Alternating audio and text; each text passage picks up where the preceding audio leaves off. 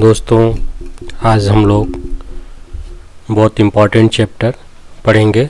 Blockchain और bitcoin क्या है और यह कैसे काम करता है।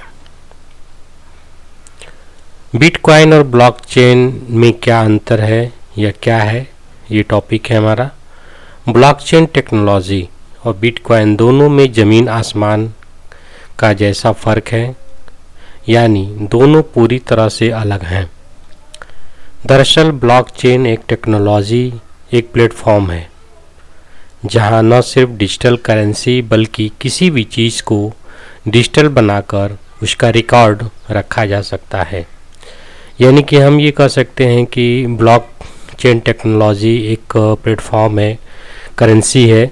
जैसे विंडोज़ होता है, कंप्यूटर में एक सॉफ्टवेयर होता है, उसमें हम फाइल्स को, फ़ोटो को, वेब फाइल्स को, वीडियो को रख सकते हैं सुरक्षित तरीके से। वैसे एक ब्लॉकचेन टेक्नोलॉजी है जो कई भागों में बटा होता है और सभी भाग एक दूसरे से जुड़े होते हैं।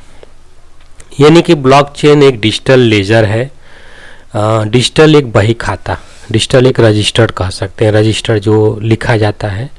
वही बिटकॉइन एक डिजिटल माध्यम है जिसके जरिए कुछ चीज़ें बेची और खरीदी जा सकती हैं। अब उस ब्लॉक वाला जो रजिस्टर्ड है उसमें हम बिटकॉइन एक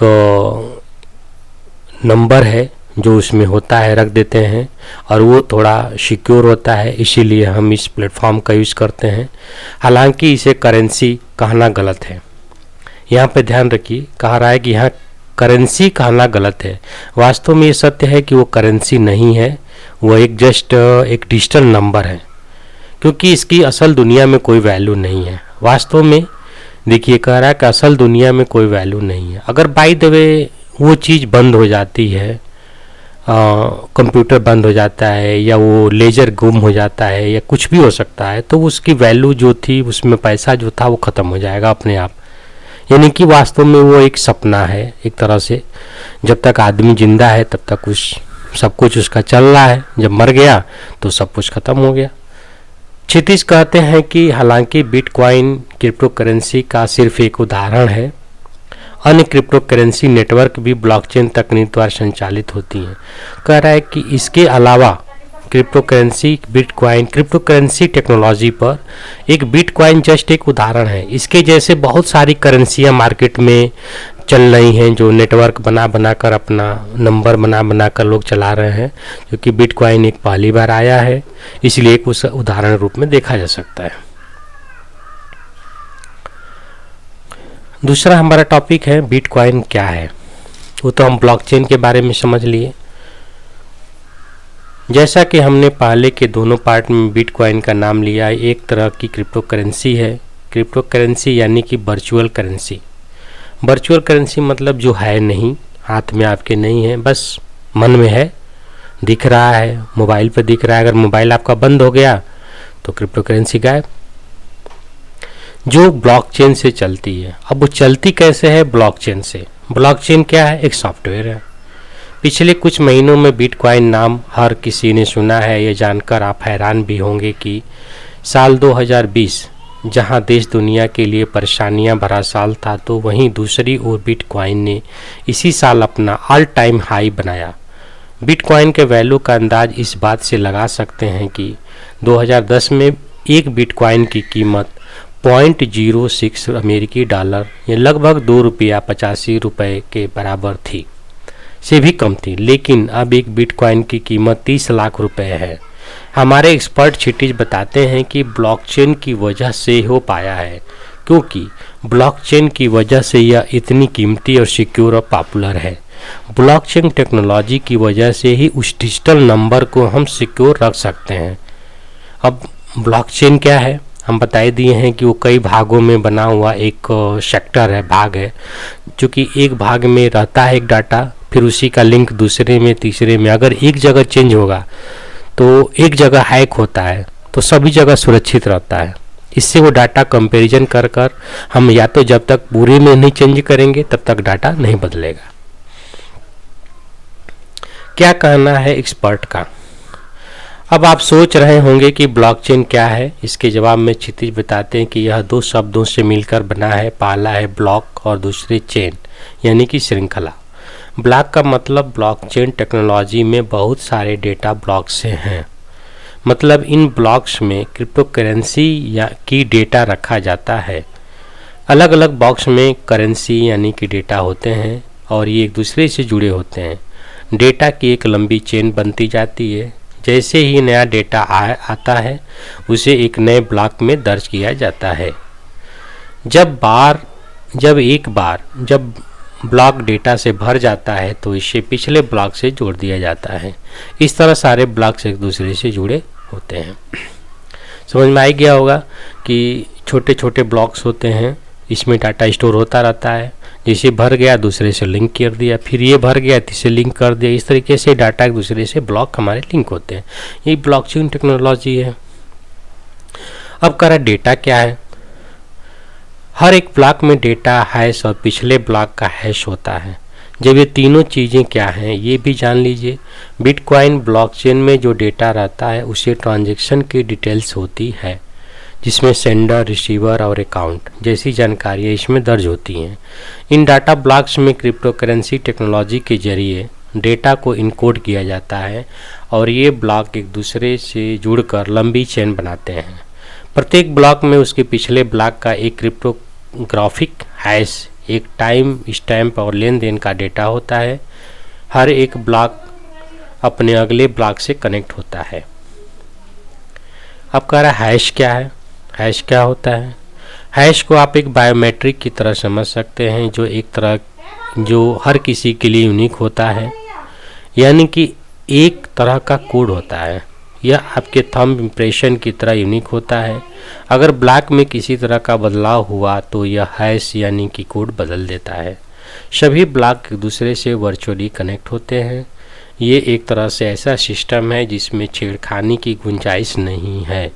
अगर आप एक ब्लॉक का डेटा बदलेंगे तो फिर आपको दूसरे ब्लॉक का भी डेटा बदलना होगा। यहाँ स्पष्ट है, कई ब्लॉक में होते हैं। यदि आपने एक का डेटा बदल दिया तो दूसरे का भी आपको बदलेंगे। तब इसीलिए कहा जाता है कि हैकिंग आसान नहीं है। लेकिन हैश खोजने के बाद क्या होता है, यहाँ आगे देखेंगे। जब कोई माइनर पुख्ता हैश खोजकर ब्लॉक सिक्योर कर देता है तो उसे ब्लॉकचेन से जोड़ दिया जाता है और नेटवर्क में दूसरे नोड यानी कि कंप्यूटर के जरिए उसे वेरीफाई किया जाता है। इस प्रक्रिया को आम सहमति में कॉन्सेंसस कहा जाता है। आम सहमति मिलने के बाद क्या होता है, अगर कॉन्सेंसस हो गया, समझिए ब्लॉक के सिक्योर होने की पुष्टि हो गई, वह सही पाया जाता है, तो उसे सिक्योर करने वाले माइनर को क्रिप्टो कॉइन दे दिया जाता है।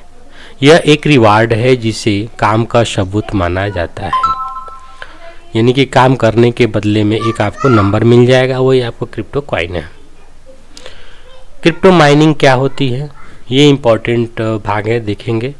क्रिप्टोग्राफी के जरिए खरीदी को क्रिप्टो माइनिंग कहा जाता है। क्रिप्टोग्राफी के जरिए खरीदी चीज़ को क्रिप्टो करेंसी या क्रिप्टो करेंसी माइनिंग कहते हैं, क्योंकि हर जानकारी का डिजिटल रूप से डेटाबेस तैयार करना पड़ता है। जिनके द्वारा यह माइनिंग की जाती है उन्हें माइनर्स कहा जाता है। क्या इसे हैक या टेम्पर किया जा सकता है, यहाँ सबसे इम्पॉर्टेंट चीज़ है, क्या इसे हैक या टेम्पर किया जा सकता है। ब्लॉकचेन का इस्तेमाल सिर्फ बिटकॉइन जैसी करेंसी में ही नहीं बल्कि कई और भी सेक्टर्स में हो सकता है और होता भी है। ये पहले से होता भी है। यह एक सिक्योर, सेफ और डिसेंट्रलाइज्ड टेक्नोलॉजी है जिसे हैक या टेम्पर करना लगभग नामुमकिन है। यहाँ पर शब्द दिया है नामुमकिन, लेकिन हैकर्स कुछ भी कर सकते हैं, लेकिन इसकी कोई वारंटी नहीं है। हैकर चाहे तो उसको भी ब्रेक कर सकते हैं।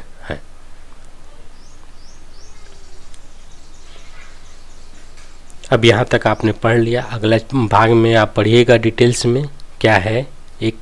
अब यहाँ पर थोड़ा सा हम देख भी सकते हैं कि ब्लॉकचेन टेक्नोलॉजी क्या है। इसके जवाब में गौरव गर्ग कहते हैं कि यह एक तरह का एक्सचेंज प्रोसेस है जो डेटा ब्लॉक पर चलती है। प्रत्येक ब्लॉक इंक्रिप्शन के द्वारा सुरक्षित होते हैं क्योंकि यह ब्लॉक एक दूसरे से इलेक्ट्रॉनिक के माध्यम से कनेक्ट रहते हैं। यह बहुत पुरानी तकनीकी है, याद रखिएगा, यहाँ पर कह रहा है यह बहुत पुरानी तकनीकी है। इसका इस्तेमाल 1991 में स्टुअर्ट हबर और डब्ल्यू स्कॉट स्टेनोटेनो ने अपनाया था। इसका तकनीकी का मुख्य उद्देश्य डिजिटल डॉक्यूमेंट्स को टाइम स्टैम्प करना था ताकि उसके साथ किसी तरह की छेड़खानी न की जा सके। इसके बाद 2009 में सतीश नाकामोतो ने ब्लॉकचेन का इस्तेमाल कर बिटकॉइन का आविष्कार करके दुनिया में क्रांति ला दी थी। ये रहा पूरा चैप्टर आपका एक। अगला है कैसे खरीदा जाता है बिटकॉइन को। कई ऑनलाइन मार्केट प्लेस से बिटकॉइन खरीद या बेचे जा सकते हैं। कई वेबसाइट भी बिटकॉइन खरीदी या बेचती हैं। डिजिटल तरीके से कैश जैसे भेजा जाता है वैसे ही बिटकॉइन का लेन देन किया जाता है। ट्रेडिंग के लिए यूजर को अपना अकाउंट बनाना होता है। इसी अकाउंट से बिटकॉइन की ट्रेडिंग की जाती है। क्या है बिटकॉइनिंग माइनिंग, ये तो आपको मैं अभी बता चुका हूँ। आगे चलेंगे। बिटकॉइन वॉलेट क्या है। बिटकॉइन एक डिजिटल वॉलेट्स में स्टोर होता है। यह एक डिजिटल वॉलेट कह सकते हैं। इस डिजिटल वॉलेट को ही बिटकॉइन वॉलेट कहा जाता है। यह बिटकॉइन वॉलेट यूजर के कंप्यूटर पर या फिर ऑनलाइन क्लाउड पर हो सकता है। यहाँ पर देखिए, आपके कंप्यूटर पर हो सकता है या ऑनलाइन क्लाउड पर। बिटकॉइन वॉलेट एक तरह का वर्चुअल बैंक अकाउंट है। याद रखिए, बिटकॉइन वॉलेट जो होता है एक वर्चुअल बैंक अकाउंट है जिसे एक खास पासवर्ड से खोला जा सकता है। अगर किसी यूजर ने इस डिजिटल वॉलेट का पासवर्ड गुम कर दिया तो फिर आपका बिटकॉइन भी गुम हो जाएगा।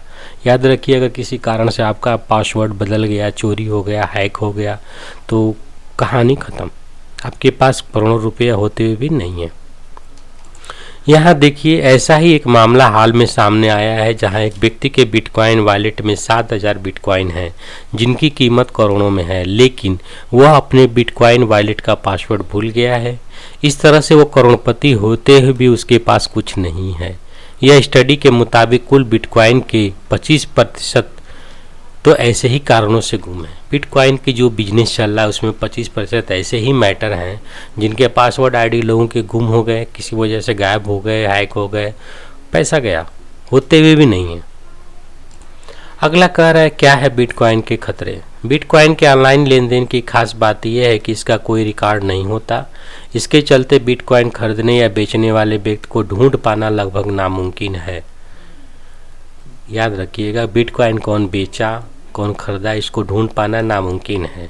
जब नामुमकिन ही है तो गवर्नमेंट को टैक्स कैसे मिलेगा, यानी कि गवर्नमेंट कोई भी इसको लीगल नहीं कर सकती।